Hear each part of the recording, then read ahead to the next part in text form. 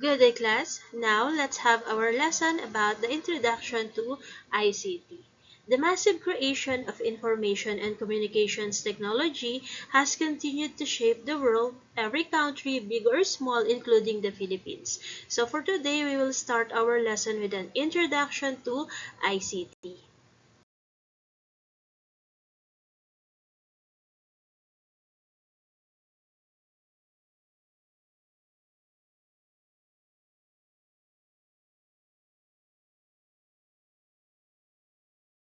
Now, these are our lesson objectives for today. So kindly read them silently.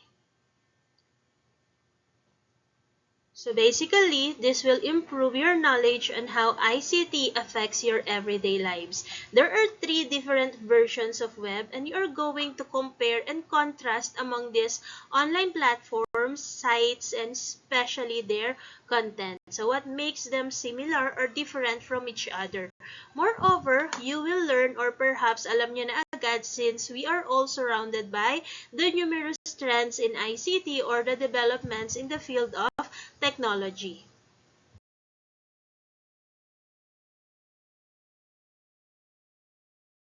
Before we proceed with the lesson proper, let's have a pre-test. So let's check if you really perform advanced reading. So what you'll do is to just read the questions and then try to come up with the best possible answer.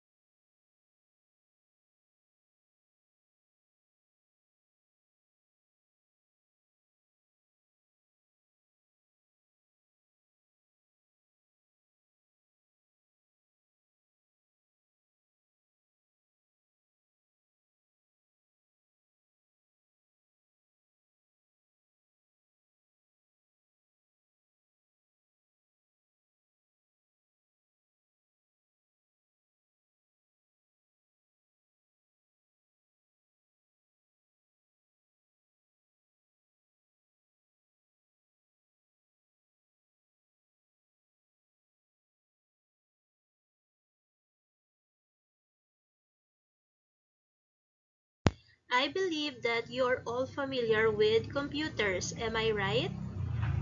So you may call yourself a digital native. So now, what is a digital native?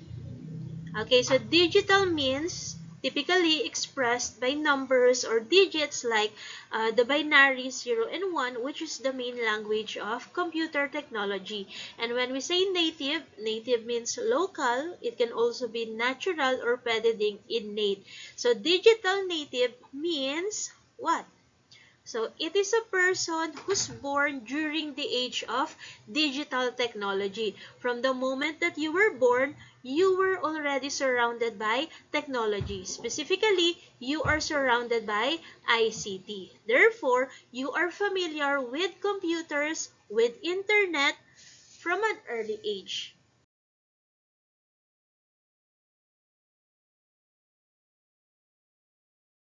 As the popular saying goes, love makes the world go round. So before, it was love that makes the world go round. But today, it is the internet that makes the world go round.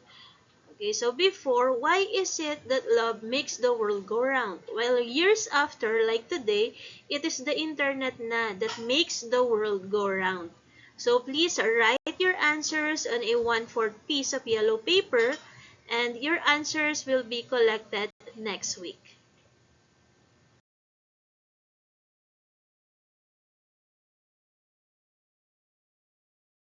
To conclude, love is always present naman but aside from that, hindi naman talaga natin maikakaila that the internet has probably made our world go round. So it is really amazing how information and communications technology have improved our lives in such a short period of time.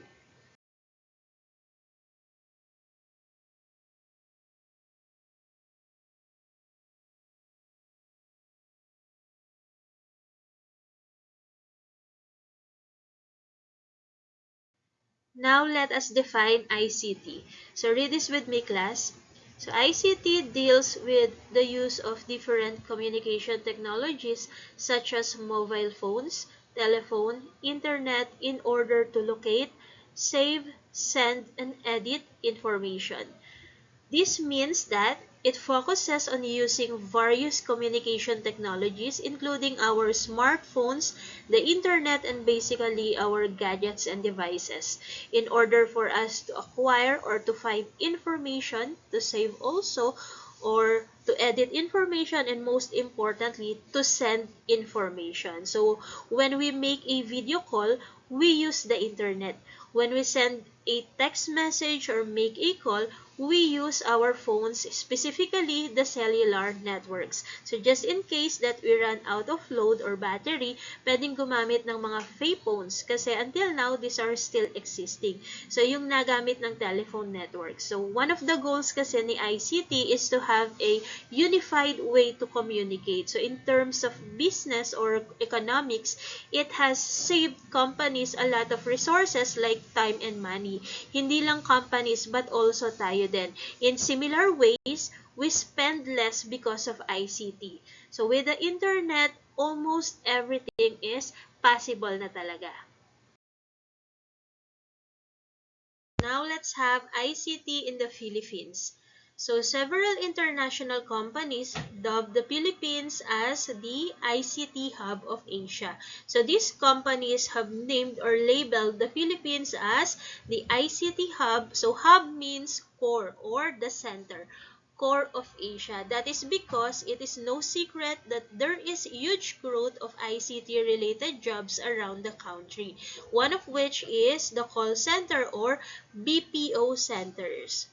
Okay, so BPO stands for Business Process Outsourcing.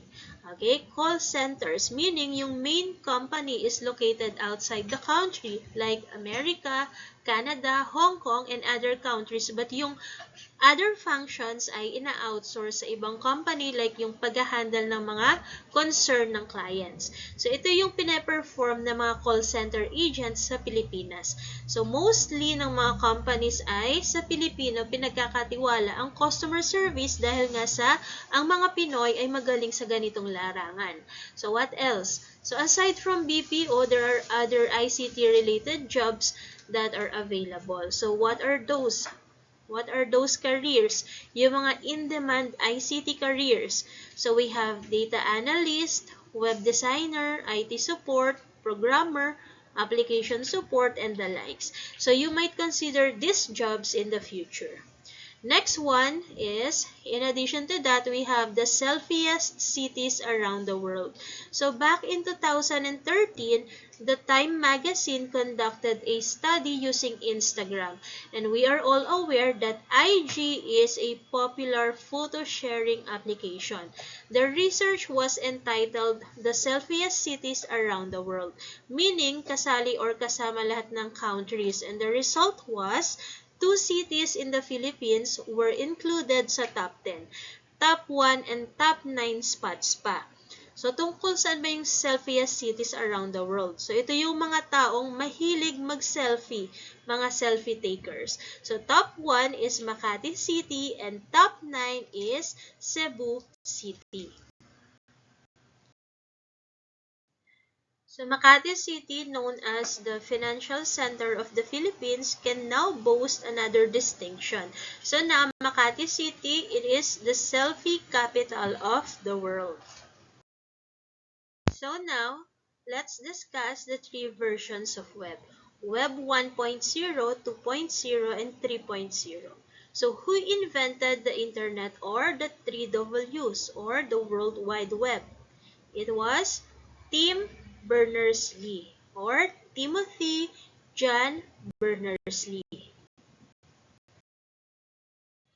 Tim Berners-Lee, a British scientist, he invented the internet or the World Wide Web in 1989 while working at CERN. So originally, para saan ba yun? So the web was originally conceived and developed to meet the demand for automated information sharing between scientists in universities and institutes around the world.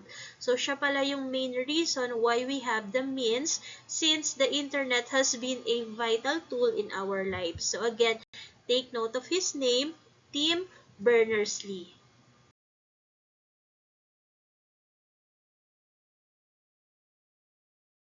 Now let's have Web 1.0 or static web pages. Read this silently, class.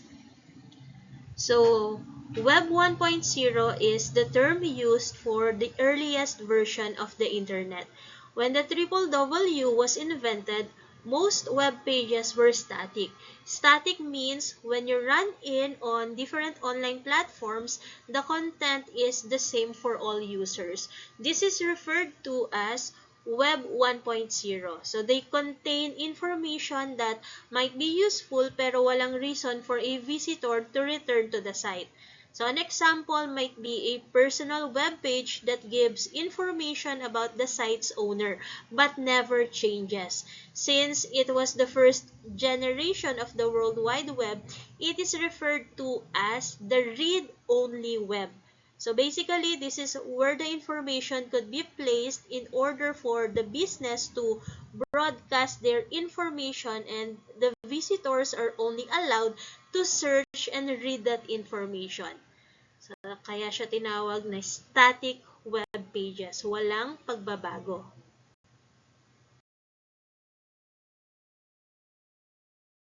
Then we have the second generation, which is the Web 2.0. If version 1 is static, then 2.0 is dynamic, which means, so di ba kapag static, meaning fixed or constant, while dynamic naman is nagbabago na. So it was Darcy DiNucci who coined the term Web 2.0. So Web 2.0 is the evolution of Web 1.0 by adding dynamic web pages wherein the user is able to see a website differently than others. Examples of Web 2.0 include social networking sites, blogs, wikis, video sharing sites, hosted services, and web applications. So Web 2.0 allows users to interact with the page instead of just reading a page. The user may be able to comment or create a user account, meaning in Web 2.0 meron ng interactivity. In Web 1.0, puro information in the form of text lang. But in Web 2.0, you can view photos, watch videos, play games, create accounts in different online platforms, and all other functionalities were improved. So most websites that we visit today are Web 2.0 na.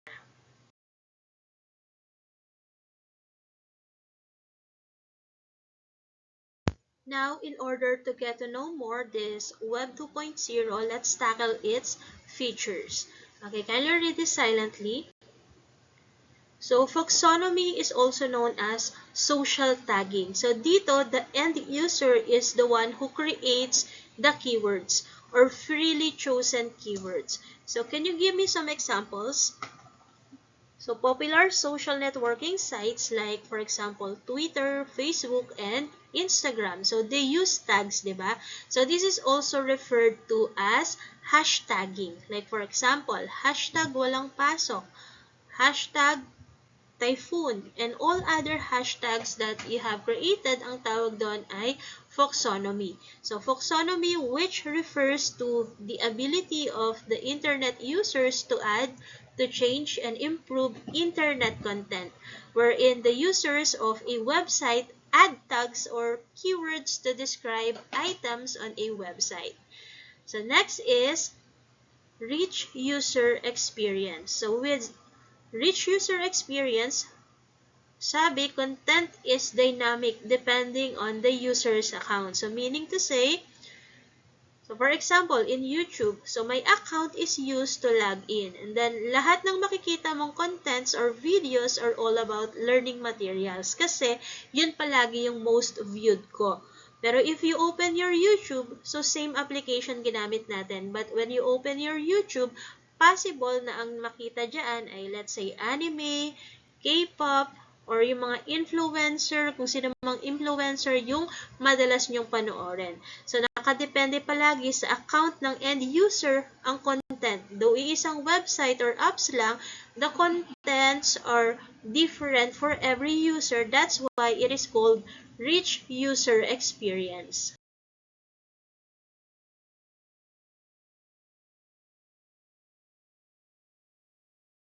Next is user participation and long tail.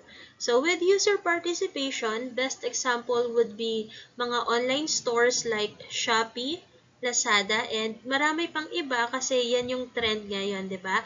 Mga online stores. So paano at kailan nagkakaroon ng chance ang mga user to participate? So sabi diyan by means of comments, reviews, and evaluation. So in addition, so some websites, okay, they allow readers to comment on an article. So, pwede ding participate in a poll or pwede din, let's say, sa Amazon.com wherein you can review a specific product just like sa mga ibang online stores din.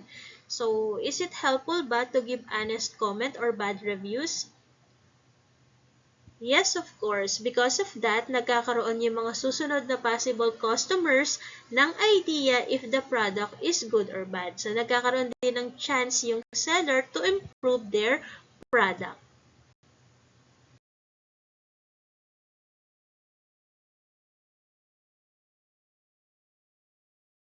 Next is long tail. So, in long tail, we have two categories: time-based pricing and file size-based pricing. So, the first one, time-based pricing, the price depends on the amount of time you used it, while the latter depends on the amount of bandwidth or let's say data you used. So, kunwari, sa data plan like let's say Globe or Smart. So, paano yung way ng pagbabayad? So, other companies, they base the price sa haba ng oras na nagamit mo yung internet, while others naman, they base the pricing sa dami ng data na nagamit mo. So, actually, the term long tail is a business strategy. Okay? A great strategy wherein, in order to gain significant profits or huge profits, they sell their products sa mga customers. So, product na mabenta, na sikat at kakaunti lang or limited edition. So, mas mahal yon. Okay? Pag-aagawan. So, kapag in demand, then mas mataas ang price instead of magtinda ka ng madami. So, in large volumes. Pero hindi naman mabenta. So, syempre, if you are a business-minded person, then doon ka na sa siguradong mauubos over doon sa may matitira at hindi kayang maibalik yung puhunan na nailabas mo. And that is long tail. So again, in long tail, if the price is based on the amount of time, then it is called time-based pricing. What if the pricing is based on the amount of bandwidth or data? So that is file size based pricing.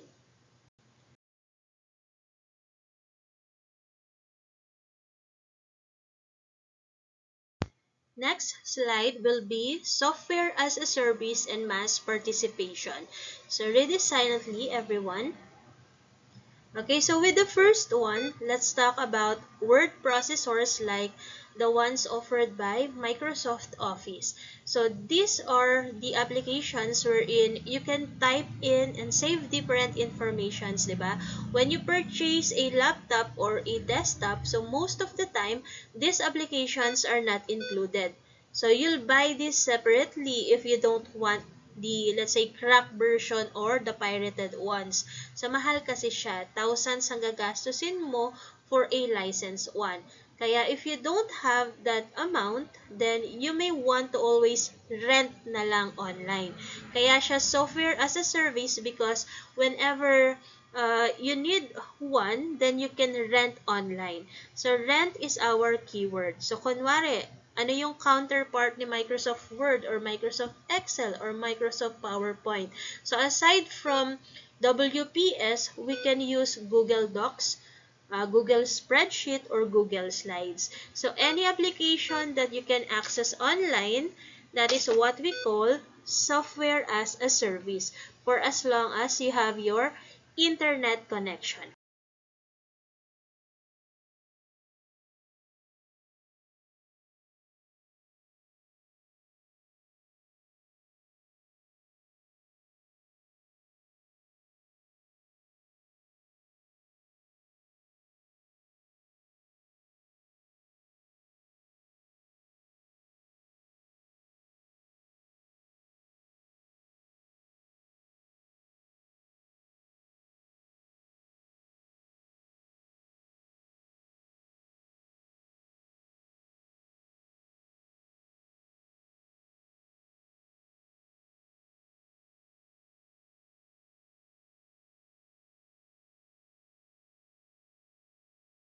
The next one is mass participation.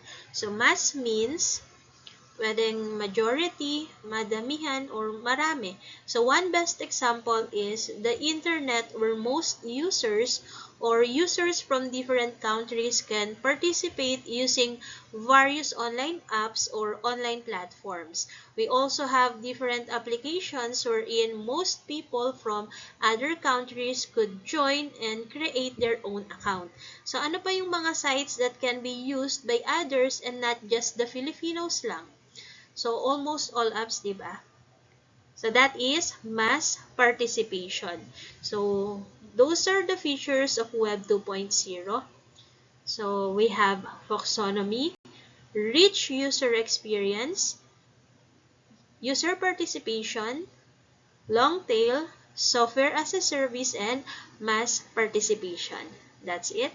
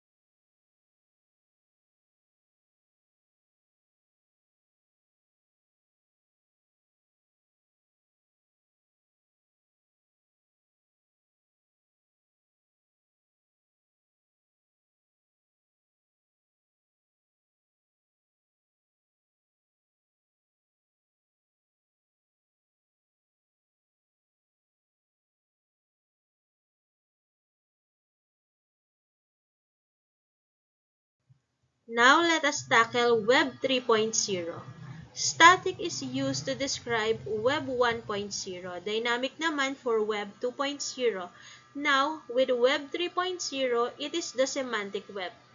So with Web 3.0 and the semantic web, W3C standard encourages web developers to include semantic content in their web pages. So the term was coined by the inventor of the World Wide Web, Tim Berners-Lee.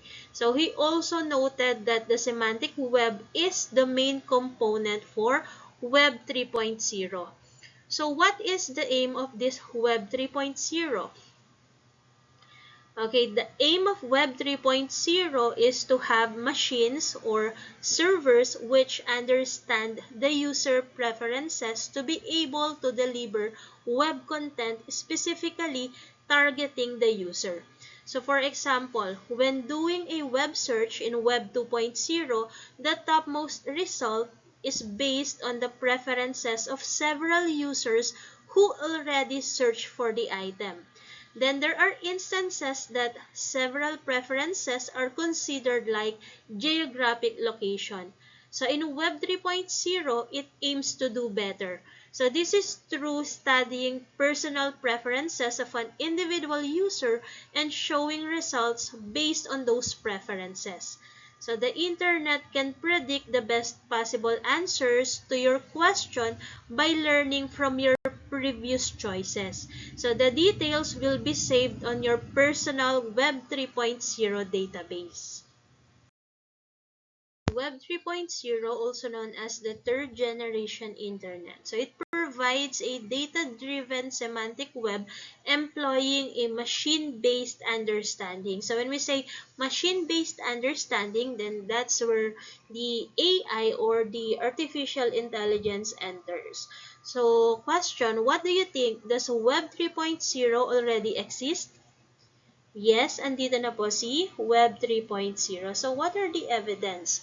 Okay, so we have Apple Siri, we have Gemini, Alexa, we also have Tesla cars. So, those are the evidence that Web 3.0 ay accessible for our use na.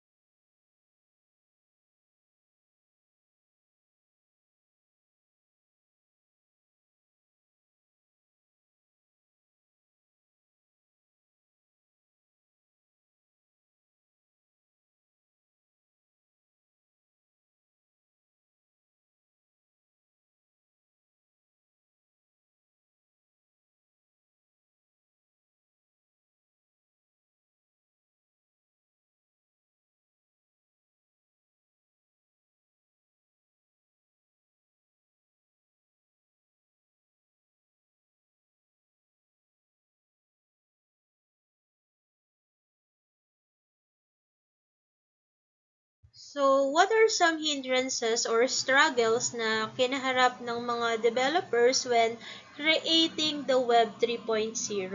So, ano yung mga barriers that they handled during the development phase?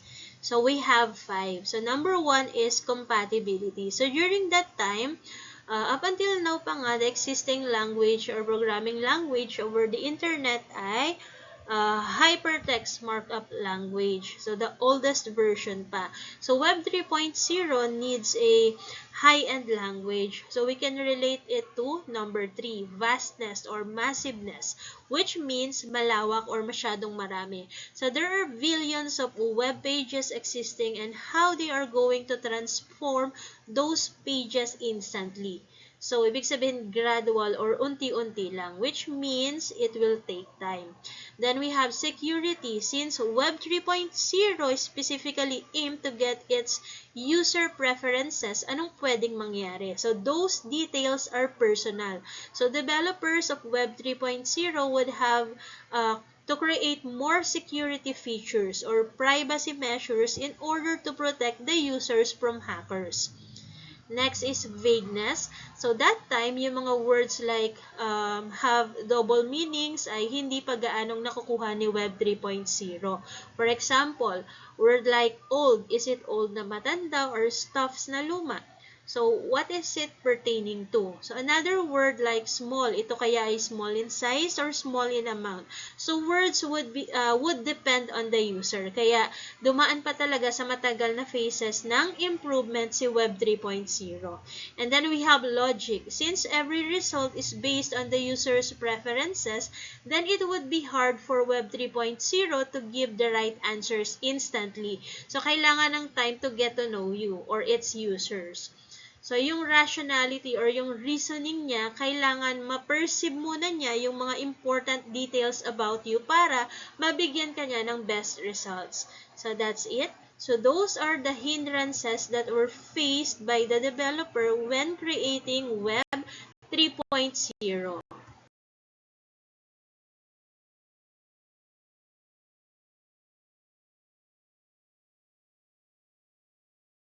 Now, let us tackle the trends in ICT. So, as the world of ICT continues to grow, the industry has focused on several innovations.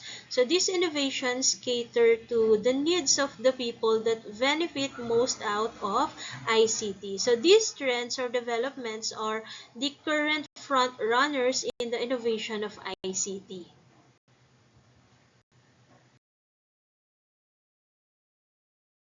The first one is convergence. So, technology developments have led to a phenomenon known as convergence. So it is defined as the destruction of boundaries between previously separate ICT services, networks, and practices. So meaning if before, siguro during our parents' time, cell phones were only used for texting and calling. TVs were just a monitor or a screen to watch teleseries and entertainment made by different channels or networks. So lights are only controlled by switches, air cons are operated only by buttons. What else? Music is only heard if you have a radio. So those were the events when there were no automations and convergence was not an option. So there was some automation or bits of automation at that time, but it lacked the omnipresence or the ubiquity that it has today. So convergence is the synergy of technological advancement. So synergy means collaboration, working together or with unity, meaning with combined effects ng mga technological advancement. So just like smartphones. So nasa smartphones na ba almost all functions that you need?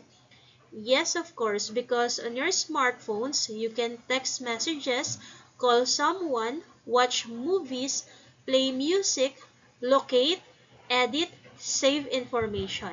So you can access your files anywhere. If you save your files on your desktop or laptop or tablet, you can also access it using your phone for as long as you have your internet connection. And of course, gumamit ka ng cloud computing wherein you saved it using one of your accounts online. So that's it. So I hope you're able to get uh, what convergence is. Next one is social media. So I know everyone has their social media accounts. So according to Nielsen, it is a global information and measurement company. So, survey or census institution. So, according to Nielsen, internet users spend more time in social media sites than in any other type of site. That is why more and more advertisers, they use social media to promote their product. So, do you agree with that, class? If yes, why?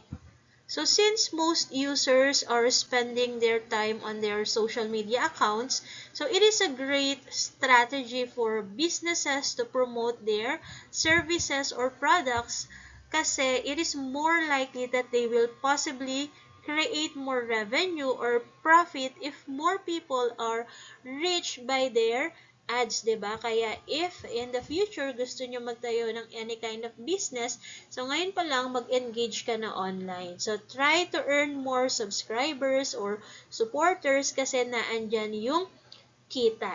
So kahit ano pang product line mo or services, mapa food and other stuffs, kailangan mo ng customers.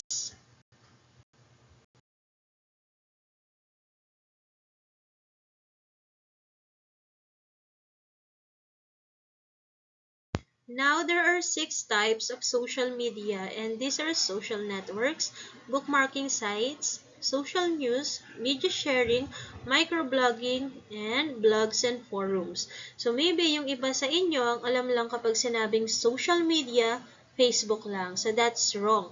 So, there are many kinds of social media. So, later, your task is to find out these kinds, particularly the 6 types of social media. So, more likely, you already encountered most of these sites, diba? So, instructions will be posted later.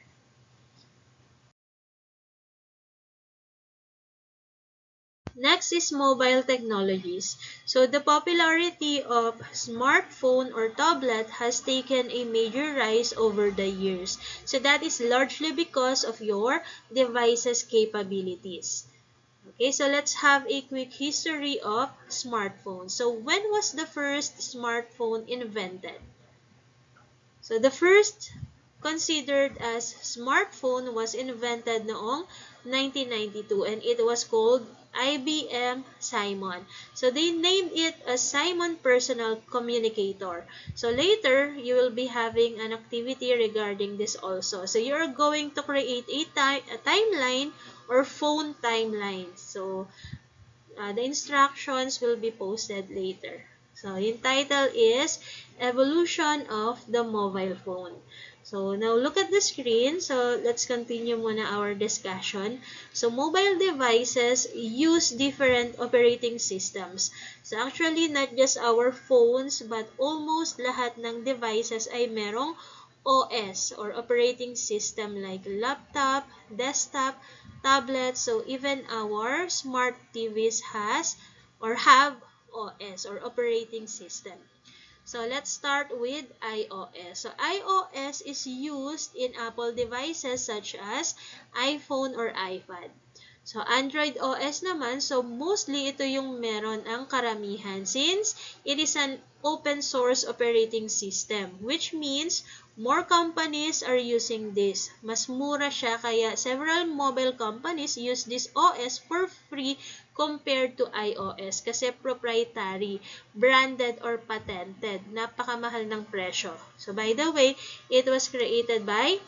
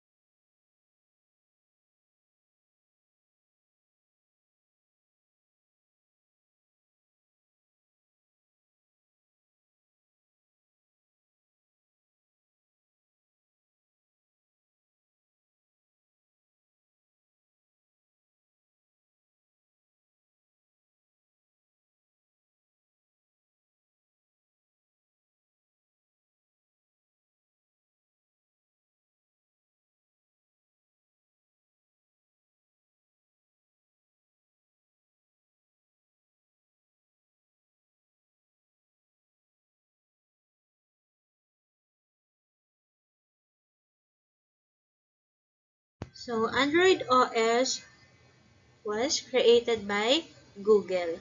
The next is BlackBerry OS. So this one is used in BlackBerry devices naman. The next we have Windows Phone OS. So just like iOS, this is a closed source operating system which developed by Microsoft Corporation. So Symbian naman is the OS for Nokia phones. So we also have WebOS. So originally it is for smartphones, but as the time passed by, now used for smart TVs.